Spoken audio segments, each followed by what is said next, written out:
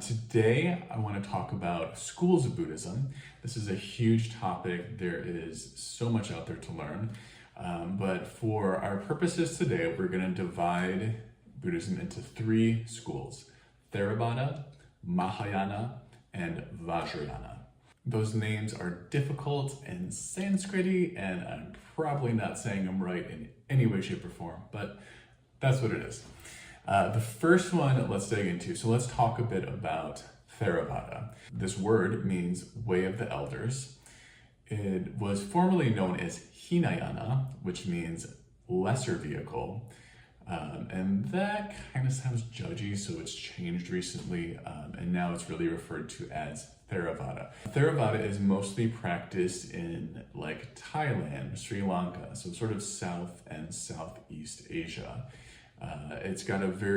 There's a monastic component to this. Most of the Theravada traditions are held in monasteries, so it's a monastic path.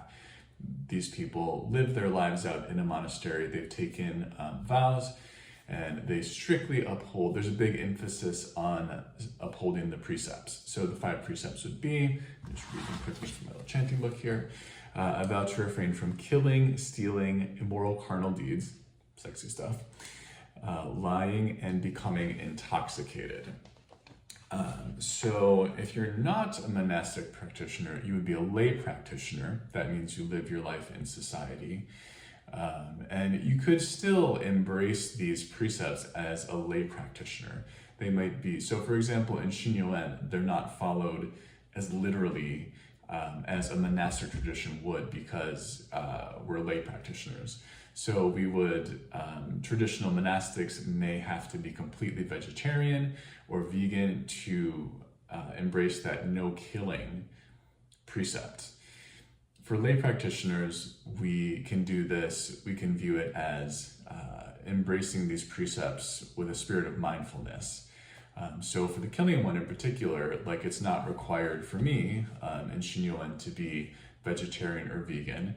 Certainly offer gratitude to all those animals that give their lives to nourish our bodies so that we can practice. You can even do merit transfer for animals. And for me, I'm a hardcore omnivore, but I do try to eat less meat. I can't eat no meat. It doesn't work for me health-wise. I try to eat less meat because there is an environmental impact to that. So that's part of my mindful practice. And if you want to look at another one, you could say immoral carnal deeds. So a monk would really have a vow that amounts to a vow of celibacy. You never have sex. So I'm a lay person. I have sex once in a while. I'm not going to go into my personal life too much. But for me, I would go about it with a spirit of trying to, mindfulness, meaning don't be damaging. So, try to use sex as a connection, as, something joyful for both people involved. I guess it could be all people involved. I'm going to stick with both for the moment. And, don't use sex as something hurtful. So, cheating would be, to me, like that would feel like breaking a precept. So anyway, so the precepts as a lay practitioner are something we don't need to embrace literally. We can embrace them with the spirit of mindfulness. Back to Theravada in Thailand. It's also associated with Shrvakas, Pratyeka Buddhas. These are hearers and solitary awakened ones. So this refers to finding enlightenment through hearing the teachings, and also solitary practice. So meditating for long periods of time in a cave, or, solo, those kinds of things. Okay, so that's Theravada. So now let's get a little bit into Mahayana. Mahayana means great vehicle. This is mostly associated geographically with East Asia, China, Japan, Korea. There's a reason for that. Buddhism was created in India, kind of Nepal, speaking in present day borders. And it was transmitted through a few different routes. One route kind of went to Sri Lanka, one route went to China, that eventually went to Korea, that eventually went to Japan.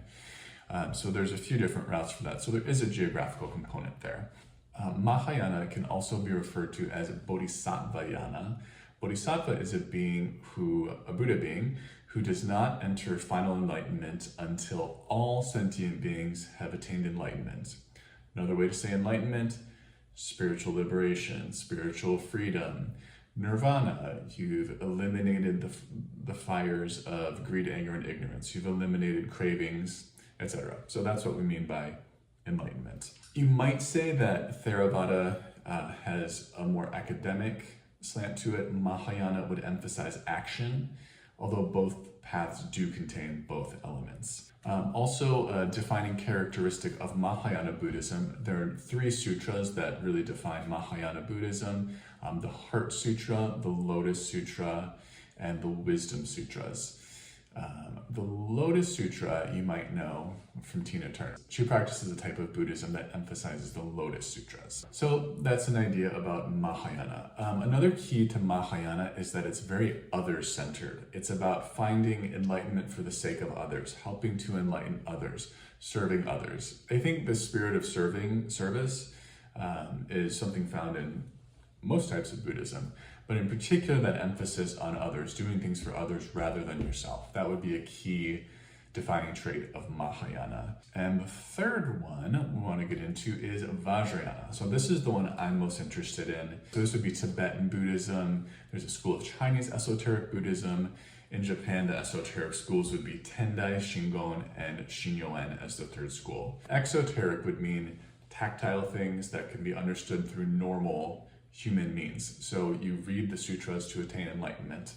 Esoteric says that there's something beyond that. There's a spiritual realm, there's this sort of inner component to enlightenment, and it emphasizes that. It also emphasizes transmission, which can also be referred to as Abhiseka. Sure, I said that completely correctly in Sanskrit. And so that refers to passing this sort of inner contents of enlightenment down from master to disciple. This goes back to Shakyamuni. He achieved some enlightenment.